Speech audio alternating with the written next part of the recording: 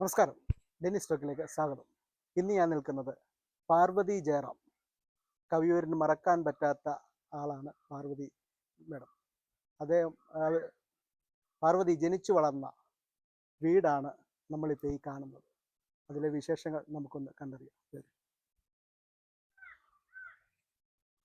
പഴയ ഒരു തറവാട് വീടാണ്, ഒരു നാലുകെട്ടിൻ്റെ പ്രതിനിധിയുള്ള ഒരു വീടാണ്. തുളസിത്തറയും ഒക്കെയുള്ള ഒരു പഴയ ശൈലിയിലുള്ള ഒരു വീടാണ്. ഇവിടെയായിരുന്നു പാർവതിയുടെ കുടുംബം കഴിഞ്ഞിരുന്നത്. ഇത് വരുന്നത് കവിയൂര് NSS സ്കൂൾ കഴിഞ്ഞ് പായിപ്പാടിന് പോകുന്ന വഴിക്ക് ആദ്യത്തെ റൈറ്റിൽ പോകുന്ന വഴിക്കാണ് ഈ വീടുള്ളത്.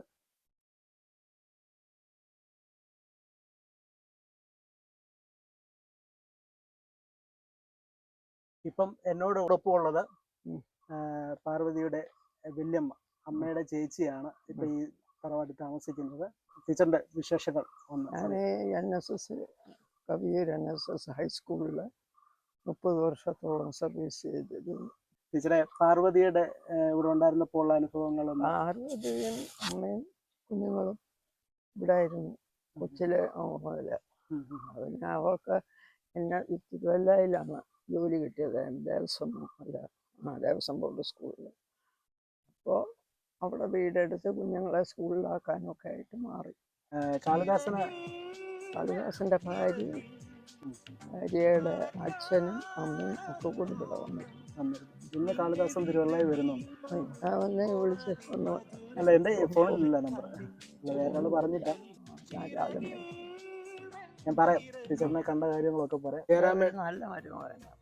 എല്ലാ കാര്യങ്ങളും ശ്രദ്ധിക്കാനും കുടുംബം നോക്കാനും, അതുപോലെ എല്ലാ ആളുകളോടും സൗമ്യമായിട്ടും വളരെ സ്നേഹത്തോടെ സംസാരിക്കാറുള്ളൂ. അല്ലാതെ ഒരു കുഴപ്പവും ഇതുവരെ കണ്ടിട്ടില്ല. അപ്പോൾ വളരെ സന്തോഷം ടീച്ചറെ, വന്ന് എൻ്റെ ചാനലിന് വേണ്ടി ഇത്രയും കാര്യങ്ങൾ സംസാരിച്ചതിന് നന്ദി. കാളിദാസ ജയറാം, അദ്ദേഹത്തിൻ്റെ വിശേഷങ്ങൾ നമുക്കൊന്നറിയാം. ശരി. ഒരു സിനിമ എങ്ങനെയുണ്ടാകുന്നു എന്നുള്ള കാര്യങ്ങളാണ് നിങ്ങളെ ഞാൻ കാണിച്ചു തരുന്നത്. ശരിക്കും പറഞ്ഞാൽ ഒത്തിരി എഫർട്ട് എടുത്തിട്ടുള്ള ഒരു പ്രോഗ്രാമാണ് ഒരു സിനിമ. ഒരു സിനിമയ്ക്ക് വേണ്ടി ഒരു ആർട്ടിസ്റ്റ് ആണെങ്കിലും അതിൻ്റെ അകത്ത് ഓരോ വർക്ക് ചെയ്യുന്ന ആൾക്കാരും ഒരുപാട് കഷ്ടപ്പെടുന്ന ഒരു സംരംഭമാണ് സിനിമ.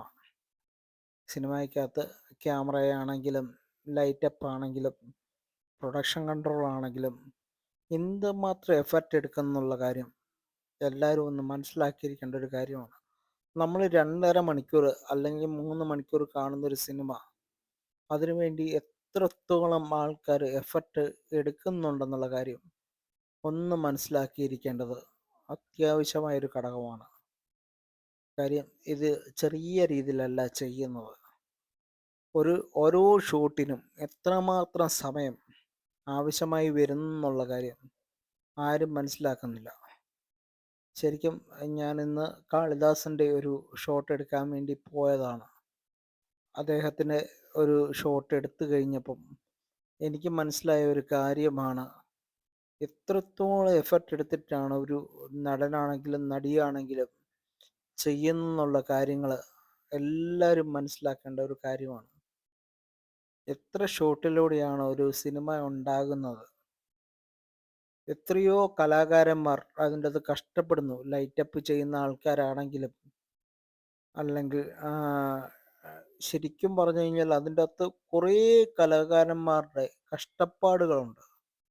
ഈ കഷ്ടപ്പാടുകൾ മുഴുവൻ കാണുമ്പം അതൊന്ന് കാണേണ്ട ഒരു കാഴ്ച തന്നെയാണ്. കാളിദാസനെ ഞാൻ കണ്ടു. അദ്ദേഹത്തിനോട് അദ്ദേഹത്തിൻ്റെ വല്യമ്മ പറഞ്ഞ കാര്യങ്ങളൊക്കെ ഞാൻ പങ്കുവച്ചു. അദ്ദേഹം കോസ്റ്റ്യൂമിലായതുകൊണ്ട് നമ്മൾ ഒത്തിരി കാര്യങ്ങളൊന്നും അദ്ദേഹത്തോട് സംസാരിക്കുന്നില്ല. കാര്യം എന്ന് വെച്ചാൽ ഒരു സിനിമയെ നമ്മൾ ബഹുമാനിക്കുന്നു.